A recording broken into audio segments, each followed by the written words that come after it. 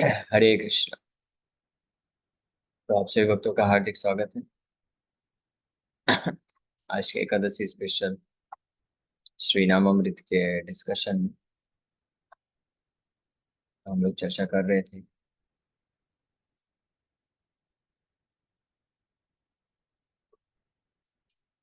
कि किस प्रकार से इस कलयुग में वर्णाश्रम धर्म से ज्यादा महत्वपूर्ण है भगवान के नाम का जप। In this age, there will be insufficient rainfall and food, and the government will plunder one's income by heavy taxation. All of these characteristics of Kali Yuga are described in Srimad Bhagavatam. People will become so disgusted that they will suddenly leave their wife and children and go to the forest. How can the peaceful Varnashram Dharma be revived when people are so harassed in this age? It is virtually impossible. Therefore, the system of Bhakti Yoga, the chanting of the Hare Krishna Mahamantra, should be adopted. The whole aim of Bhakti Yoga is to satisfy Vishnu. Yajna hai Sankirtana Praye Yajanti hi Sumet. So Vishnu Krishna came himself as Chaitanya Mahaprabhu to teach us the way of Sankirtan. तो ये जो युग है ये बहुत ही भयानक भयावह युग है, कलयुग है, जिसमें हर प्रकार से केवल दोष ही दोष है। कलेर दोष निधे राजन। इस युग में दोष, ये कलयुग जो है दोषों का समुद्र है। और श्रीमद् भागवतम में वर्णन है 12वें स्कंद में कलयुग के लिए भविष्यवाणी की गई है कि आगे आने वाले समय में और क्या क्या होगा, जिसमें से कुछ चीजें तो हम आज भी देख ही रहे हैं, हो रहा है। जबकि केवल अभी कलयुग के 5000 साल ही व्यतीत हुए हैं। 5000 साल व्यतीत हुए हैं, मतलब मान लीजिए कि कलयुग का भी लगभग 1% समय ही व्यतीत हुआ है। टोटल 4,32,000 साल का कलयुग है, उसमें से 5000 साल व्यतीत हुए हैं। तो आप सोच भी नहीं सकते कि आगे आने वाले 10,000 साल बाद, 50,000 साल बाद, 1,00,000 साल बाद कैसी दुर्दशा होगी इस कलयुग में। तो भागवत में वर्णन किया है कि ऐसे जैसे जैसे कलयुग बढ़ेगा तो लोग इतने परेशान हो जाएंगे, इतने परेशान हो जाएंगे कि लोग अपने घर समाज सब कुछ छोड़ के जंगल की तरफ भाग जाएंगे। गवर्नमेंट भी जो है बहुत सारे टैक्स, हैवी टैक्स लेगी, और अच्छे से कुछ खाने को, बरसात और ये सब नहीं रहेगा। लोग इतने परेशान हो जाएंगे, छोड़ के भागेंगे। तो इसलिए इसलिए ये पीसफुल वर्णाश्रम धर्म है, वर्णाश्रम धर्म को इस्टेब्लिश नहीं किया जा सकता इसका लोग। केवल और केवल कुछ भाग्यशाली लोग होंगे जो हरिनाम संकीर्तन रूपी नाव में बैठेंगे, और वो इस घोर कली के दोषों के समुद्र से अपने आप को पार लेके जाएंगे। बाकी सब इसमें डूबने वाले हैं। लेकिन चैतन्य महाप्रभु बहुत दयालु हैं, इसलिए वो सबको इनवाइट कर रहे हैं। इसके लिए कोई योग्यता की जरूरत नहीं है कि कौन इस नाव में बैठ सकता है, सबके पास फ्री टिकट दिया जा रहा है। लेकिन जो दुर्भाग्यशाली जीव है वो इस नाव को स्वीकार नहीं करेंगे, हरिनाम संकीर्तन रूपी नाव। For attaining the topmost goal, hearing and chanting about Lord Vishnu is more important than one ashram. तो इस विषय में श्री चैतन्य महाप्रभु की जो सर्वश्रेष्ठ लक्ष्य है उसकी प्राप्ति के लिए श्रवण कीर्तन कीर्तन जो है वो सबसे महत्वपूर्ण है भगवान कृष्ण के बारे में।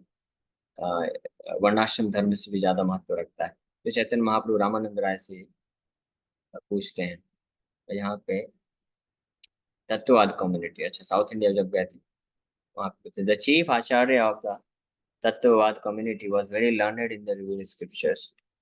Out of humility Shri Chaitanya Mahaprabhu question him. तो श्री चैतन्य महाप्रभु जब साउथ इंडिया टूर में थे, यात्रा में थे, तो श्रीरंगनाथ, श्रीरंगम पहुंचे।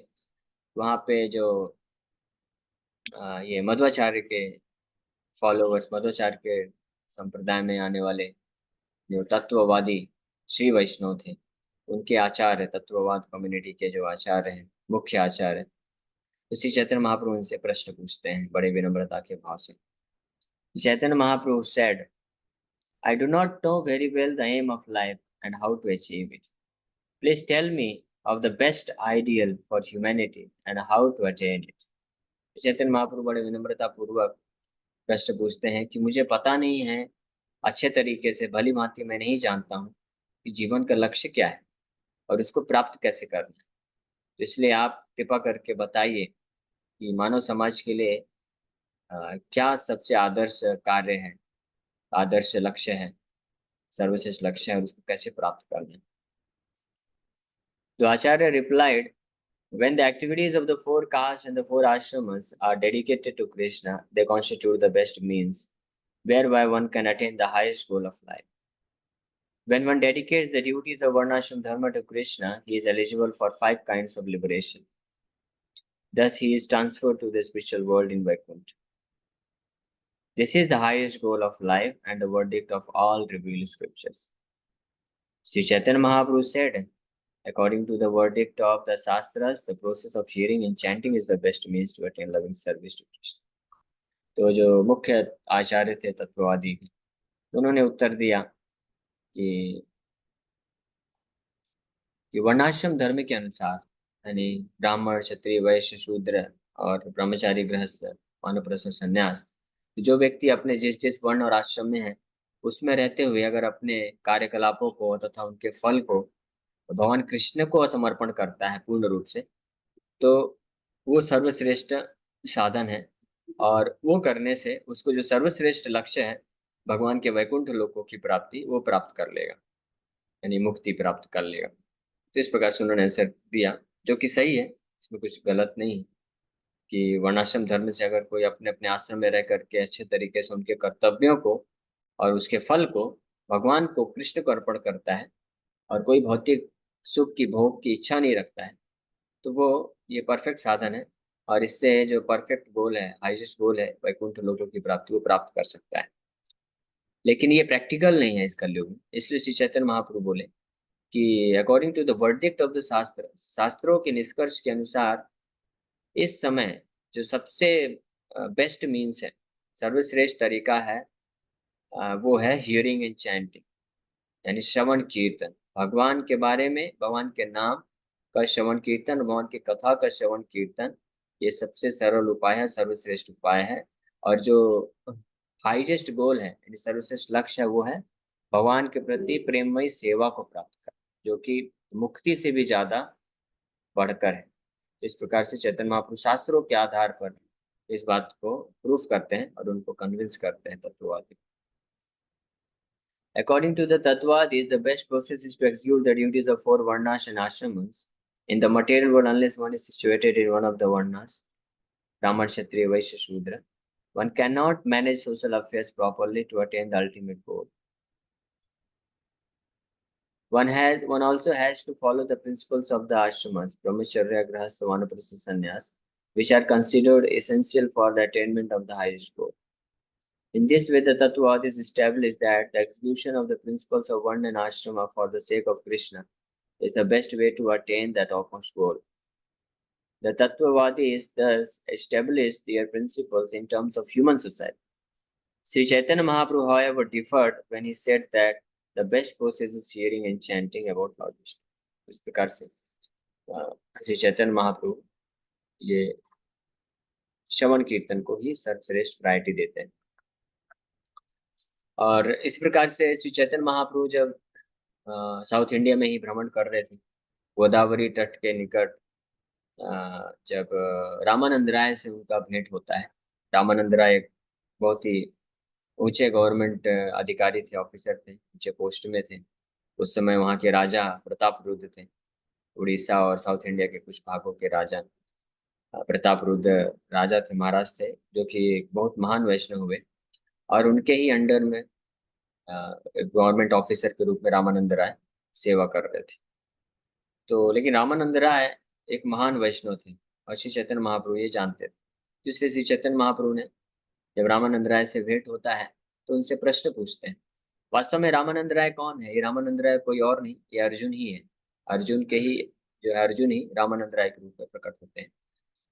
और पिछले अवतार में, द्वापर युग में, अर्जुन ने प्रश्न पूछा था और कृष्ण ने उत्तर दिया था, उसको भगवद गीता बोलते हैं। श्री चैतन्य महाप्रभु के रूप में जब कृष्ण आए तो उन्होंने वो प्रश्न पूछते हैं और रामानंद राय से उत्तर सुनते हैं। तो उल्टा यहाँ पे करते हैं, महाप्रभु की ये विशेषता है। तो महाप्रभु उनसे प्रश्न पूछते हैं कि इस कलयुग में सर्वश्रेष्ठ साधन क्या है, सर्वश्रेष्ठ सबसे ऊंचा लक्ष्य क्या है, और उसको प्राप्ति का सर्वश्रेष्ठ साधन क्या है। ऐसा जब बताते हैं तो रामानंद राय भी अलग अलग चीजें मेंशन करते हैं। वर्णाश्रम धर्म बताते हैं पहले कि वर्णाश्रम धर्म में स्थित होकर के अगर कोई अपने वर्ण और आश्रम को पालन करेगा, उसके कर्तव्यों का, तो उससे वो जो है परम सिद्धि, परम लक्ष्य को प्राप्त कर सकता है। रामानंद राय ऐसे वर्णन करते हैं। लेकिन चैतन्य महाप्रभु बोलते हैं कि ये है लेकिन ये बाह है, ये हो बाह है, ये बाह है, आगे कहा आर, आगे बताइए। ये अभी व्यवहारिक नहीं, ये प्रैक्टिकल नहीं, क्योंकि ये किया नहीं जा सकता है। वर्णाश्रम धर्म को भगवान कृष्ण के लिए डेडिकेट करना, तब परम सिद्धि प्राप्त होगी। तो वो तो तब व्यक्ति करेगा जब वर्णाश्रम धर्म का पालन सही तरीके से कर पाएगा। तो वर्णाश्रम धर्म ही खत्म हो चुका है, तो उसको कृष्ण को डेडिकेट कैसे कर पाएगा। तो फिर रामानंद राय भी जब बोलते बोलते फिर अगले स्टेप में जाते हैं, बोलते हैं कि सर्वधर्मान परित्यज्य माम एकम शरणम व्रज। अगर कोई सब कुछ छोड़ देता है, सारे धर्मों को, वर्णाश्रम धर्म को भी छोड़ करके केवल और केवल भगवान को शरण में ले लेता है, भगवान का शरण में जाता है, तो उससे वो परफेक्शन हासिल कर सकता है। तो श्री चैतन्य महाप्रभु इसको भी डिसएग्री किए। हालांकि ये सही है, ये डिसएग्री क्यों किए? श्री चैतन्य महाप्रभु बोले कि ये सत्य है, लेकिन सर्वधर्मान परित्यज्य कौन कर सकता है इस कलयुग में? कोई कर ही नहीं सकता, ये पॉसिबल ही नहीं कि पूरी तरह से सारे धर्मों को छोड़ करके केवल कृष्ण का आश्रय ले लें। कलयुग में ऐसी स्थिति है। तो इसलिए आगे कहा कुछ और बताओ, सरल उपाय बताओ जो हर कोई सामान्य लोग कर सके। तब जब रामानंद राय भागवत के ब्रह्मा जी का जो प्रेयर है, उसमें से एक श्लोक कोट करते हैं, स्थाने स्थित श्रुतिगताम तनुवान मनोगी सन्मुखरिताम भवदीय वार्ता। जब कोई अपने स्थान में स्थित होकर के, हाँ, कोई जिस भी, जैसे अपने स्थान में स्थित होना मतलब जो जिस परिस्थिति में है, कोई स्त्री है, पुरुष है, बच्चा है, बूढ़ा है, कोई बिजनेस करता है, नौकरी करता है, पढ़ाई करता है, जैसी भी स्थिति में, जैसी स्थिति में वैसे भी रहते हुए भी किसी भी तरीके से अगर सन्मुखरिताम भवदीय वार्ताम, आपके भक्तों से आपके बारे में कथा सुनता है, तो उससे वो भगवान को प्राप्त कर सकता है, भगवान के प्रति प्रेम को प्राप्त कर सकता है। जैसे ही श्री चैतन्य महाप्रभु ये सुने तो तुरंत जो कंफर्म किए, यो है, यही है, सत्य है, यही है तरीका। तो सर्वश्रेष्ठ साधन के रूप में श्री चैतन्य महाप्रभु दोनों, दो कंफर्मेशन दिए दो जगह से। एक जब तत्ववादी आचार्यों के साथ डिस्कशन किए तो वहां पे भी चैतन्य महाप्रभु वैदिक शास्त्रों से प्रमाणित करते हुए इसको कंफर्म करते हैं कि सर्वश्रेष्ठ साधन यही है कि हम भगवान के बारे में श्रवण कीर्तन करें, भगवान के बारे में, भगवान का कथा श्रवण करें और भगवान के नाम का श्रवण कीर्तन करें। और जो सर्वश्रेष्ठ लक्ष्य है जिस जो प्राप्त होगा ये करने से, वो भी चैतन्य महाप्रभु बताए कि वो है, वो मुक्ति नहीं है, वैकुंठ की प्राप्ति नहीं है, वो तो बाई प्रोडक्ट है। वो गोल है, लेकिन सर्वश्रेष्ठ गोल जो है वो है भगवान कृष्ण की प्रेममयी सेवा को प्राप्त करना, भगवान के चरण कमलों में प्रेम को प्राप्त करना। ये वैकुंठ को प्राप्त करने से भी ज्यादा ऊंचा लक्ष्य है। और ये लक्ष्य की प्राप्ति हो जाती है अगर कोई ये सर्वश्रेष्ठ साधन भगवान के बारे में श्रवण कीर्तन करता है भगवान के भक्तों के माध्यम से। तो चैतन्य महाप्रभु इस प्रकार से कंफर्म करते हैं। इसलिए इस कलयुग के लिए केवल और केवल हरिनाम का श्रवण कीर्तन और साथ ही साथ में भगवान का कथा श्रवण कीर्तन, ये दोनों पैरेलली चलना चाहिए। इनमें से अगर कोई किसी एक चीज का भी बस आश्रय लेगा तो इनकम्प्लीट हो जाएगा। लाभ मिलेगा लेकिन पूर्ण लाभ मिलने में फिर विलम्ब हो जाएगा।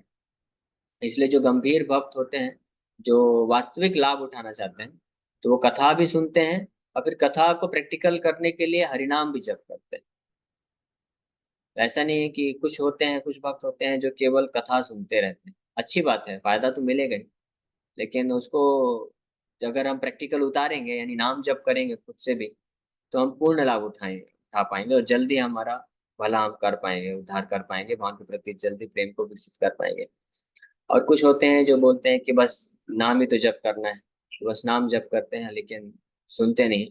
तो वास्तव में वो नाम भी नहीं जप कर पाते हैं, क्योंकि जब तक हम भगवान के बारे में सुनेंगे नहीं, ये ज्ञान नहीं मिलेगा, तो हमको प्रेरणा कहाँ से मिलेगा भगवान के बारे में नाम जप करने के लिए? तो हम नाम जप अच्छे से नहीं कर पाएंगे। तो शुद्ध नाम की स्थिति में हमको जाना है। और शुद्ध नाम की स्थिति में हम तभी पहुंच सकते हैं जब हम प्रामाणिक भक्तों से सुनेंगे, श्रवण करेंगे, या गीता भागवत के संदेश को, जिस प्रकार से चैतन्य महाप्रभु। अब नेक्स्ट है the holy name counteracts the effects of the Kali yuga. Next aspect, the chanting of the Mahamantra is specially meant for counteracting the contamination of कली। कली संतरण उपनिषद में ये ब्रह्मा जी नारद मुनि को बताते हुए ये श्लोक उच्चारण करते हैं।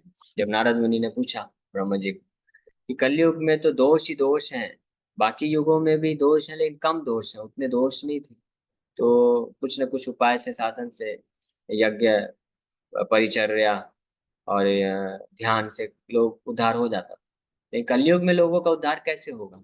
जब ब्रह्मा जी से नारद मुनि ने पूछा तो ब्रह्मा जी ये श्लोक बोलते हैं, हरे कृष्ण कृष्ण कृष्ण हरे हरे, हरे राम राम राम हरे हरे, इति षोडशकं नाम कली कलमशनाशनम, नातः परतरोपाय सर्ववेदेषु दृश्यते। कि हरे कृष्ण महामंत्र है और इति षोडशकम नाम, ये 16 शब्दों का जो भगवान का नाम है, ये कली कलमश नाशनम, समस्त प्रकार के कली के जो कलमश हैं उसको नष्ट कर देता है। ना अतः, अतः इसके ऊपर, परतर उपाय, इसके ऊपर और कोई उपाय नहीं है, सर्व वेदेषु दृश्यते, सारे वैदिक शास्त्र को पढ़ने के बाद मैंने ये निष्कर्ष निकाला है कि इससे ऊपर और कोई उपाय नहीं। तो ब्रह्मा जी नारद मुनि को स्पष्ट रूप में बताते हैं। Kali Santarana Upanishad states, Hare Krishna Krishna Krishna Hare Hare, Hare Rama Rama Rama Hare Hare. These 16 names are composed of 32 syllables are the only means to counteract the evil effects of Kali Yuga. In all the Vedas, it is seen that to cross the ocean of the science, there is no alternative to the chanting of the holy name. ये already हमने चर्चा की कि इसके अलावा और कोई सर्वश्रेष्ठ उपाय नहीं। Maharaj Parikshit saved his citizens from the clutches of Kali by propagating the holy name. तो महाराज परीक्षित महाराज के समय पे कली जो है इंटर कर गया था, पृथ्वी में पहुंच चुका था, लेकिन परीक्षित महाराज के रहते रहते कलयुग जो है अपना प्रभाव नहीं दिखा पाया। क्यों, क्या कारण? क्योंकि परीक्षित महाराज भली भांति जानते थे, क्योंकि वैष्णव है ना वो, और शास्त्रों को समझे थे, प्रामाणिक आचार्यों के मदद से उन्होंने सुना था, तो वो जानते थे भली भांति इस कलयुग के दुष्प्रभाव से मैं अपने प्रजा को बचा के रख सकता हूँ अगर सबको हरिनाम संकीर्तन में लगाऊं। इसलिए परीक्षित महाराज अपने राज्य में, पूरे पृथ्वी में हर जगह हरिनाम संकीर्तन कराते थे, और इसीलिए कली वहां पे पहुंच चुका था, इंटर कर गया था, लेकिन फिर भी कोई प्रभाव नहीं डाल पाया। लेकिन जैसे ही परीक्षित महाराज गए तो उसके बाद जो कली है धीरे धीरे अपना राज्य साम्राज्य बढ़ाने लग गया, और लोगों को सबसे पहला कार्य क्या किया कली ने, लोगों को भगवान के नाम से दूर किया। क्योंकि वो जानता था कि जब तक ये लोग नाम जप करेंगे तब तक मैं कोई इनके ऊपर कोई अपना प्रभाव नहीं डाल पाऊंगा, तो इसलिए हरिनाम संकीर्तन को बंद कराए, और इस प्रकार से कली जो है ना साम्राज्य खोल दिया। Even though all nefarious activities of the personality of Kali are present, there is a great advantage in this age of Kali. One can attain salvation simply in the holy name of the Lord. Thus, Maharaj Parikshit made an organized effort to propagate the chanting of the Lord's holy name, and thus he saved the citizens from the clutches of Kali. It is for this advantage only that the great sages sometimes wish all good for the age of Kali. इस प्रकार से परीक्षित महाराज भली भांति जानते थे और उन्होंने हरिनाम संकीर्तन का आयोजन किया, और इस प्रकार से जो कली के दुष्प्रभाव है उससे अपने राज्य को मुक्त किया। यही कारण है कि कई जगह जो ग्रेट सेज है, ऋषि मुनि है, जो कलयुग के इस अच्छे गुण को जानते हैं, तो वो कलयुग को wish all good for the age of Kali, यानी कलयुग का पूरा स्वागत करते हैं, क्योंकि इसमें केवल हरिनाम संकीर्तन का आश्रय लेने मात्र से व्यक्ति हर प्रकार के कली के दुष्प्रभाव से मुक्त हो सकता है। ठीक है, तो अभी हम लोग यहीं पे विराम करते हैं।